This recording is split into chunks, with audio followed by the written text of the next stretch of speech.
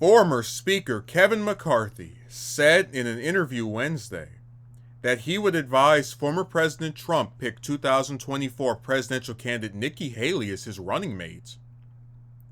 During the New York Times' Deal Book Summit, Andrew Ross Sorkin asked McCarthy who the right person would be for Trump to pick as his vice president among Haley, Representative Marjorie Taylor Greene, and 2024 GOP presidential candidates Vivek Ramaswamy and Senator Tim Scott.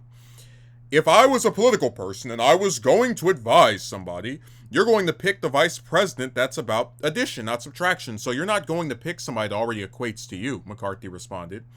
Now, if I was picking for purely political decisions, what it looks like today is the anti-Trump vote is going to Nikki Haley, he added. McCarthy said Trump would need to get the Republican base and independents to support him in order to win back the White House, noting there are some voters who refuse to vote for the former president. McCarthy said that is why he would select the person who would convince those voters to support the Trump ticket, saying if that person is with you, maybe they'll be with you too. As to that person is, McCarthy said, well, right now I think it would be Nikki Haley in my view, but the question is who do you select? Will they serve? So that's another question you have to ask. That's another question you have to have, and it's about addition. Do you think she would serve? Sorkin asked. It's up to Nikki, McCarthy responded. But this is a bigger question for Trump. If his campaign is about renew, rebuild, and restore, he'll win. If it's about revenge, he'll lose. The only person that's going to determine that is not his campaign ad, it's him. McCarthy has been a fierce Trump supporter, but has avoided endorsing the former president explicitly. He was pressed an interview last month on why he has not yet made an endorsement. The campaign is still going. There's a good chance I would endorse President Trump, McCarthy said, later adding, I believe President Trump will be our nominee, and I believe President Trump will get reelected. Haley has recently ticked up in national polls, rivaling Florida Governor Ron DeSantis for second place after Trump's GOP primary. Haley has largely avoided any severe attacks from her president, focusing on his policy positions. Trump, however, has recently taken notice of Haley's success, nicknaming her Bird Brain. So I can understand in an abstract sense why, if you're trying to win voters who are not jazzed about Trump being the Republican nominee for the third cycle in a row, most likely, why you would go with the person who was in number two or who appears to have, been consolidating that vote of people who just were fed up with him because, addition, subtraction, right?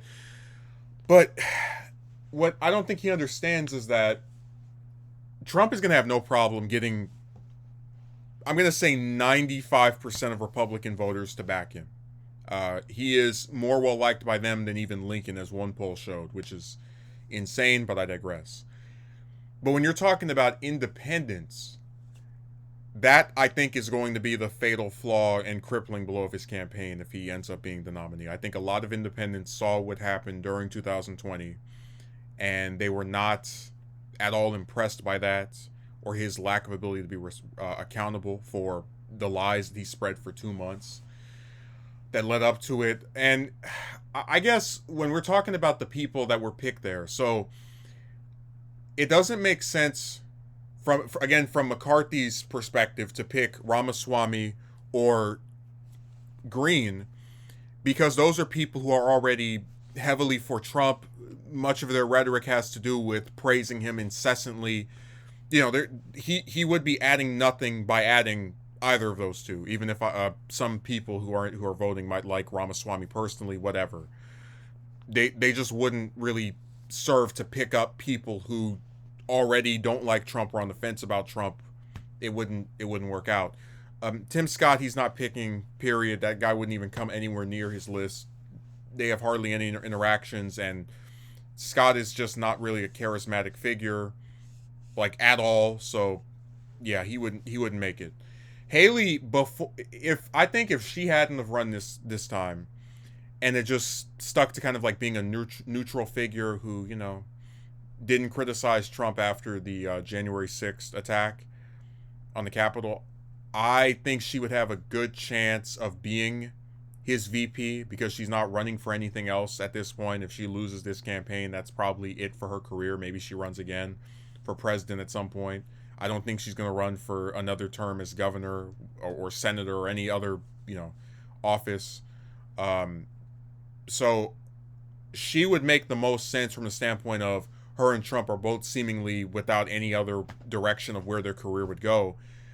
But her criticisms of him and just the fact that she's running against him, I think, is going to be the thing that causes him to say, okay, you know what? Maybe I would have thought about you for VP. You know, you were in my cabinet after all, but you want to run against me and be disloyal? Well, I'll show you disloyalty can come back to bite you on the backside. So McCarthy, I think he has some pretty good instincts. But if he actually truly believes Trump will be the nominee and be reelected, there's no reason for him to have not endorsed him at this point other than he's lying.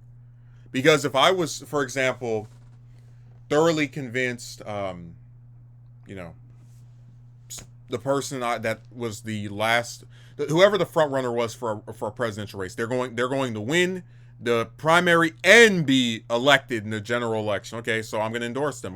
Like, what's the holdup? Oh, I know. You're probably waiting for those criminal charges to go to trial and to see if he ends up getting put behind bars or being barred from running for office. That's likely a reason that he hasn't endorsed him yet. That's just my speculation, but I think there's some credibility to it. So it's fun watching these people, you know, try to give their analysis. I do agree with him that Haley would make the most sense out of the people that were listed, but I feel like Trump is most likely to pick someone like Carrie Lake or you know, Kristi Noem. I'd even say Sarah Huckabee Sanders because he really wants a woman. I think that mainly because he wants to, you know, take away one of Biden's plus points with Harris, if you can even call it that. Because a lot of people don't like Harris either. But he probably wouldn't go with Sanders because she just became governor this year. Lake is charismatic, so she's someone that would take attention away from him, and, you know, I don't think he trusts her fully. Noam would make the most sense, but I'm still not going to put my finger on her, you know, definitively either. I think it could be any assortment of those three, or maybe even somebody else. I think Haley currently is out of the running. If she had stayed out of this race, a good chance she might have been under consideration, but this campaign of hers really killed her chance of being the running mate for Trump anyway.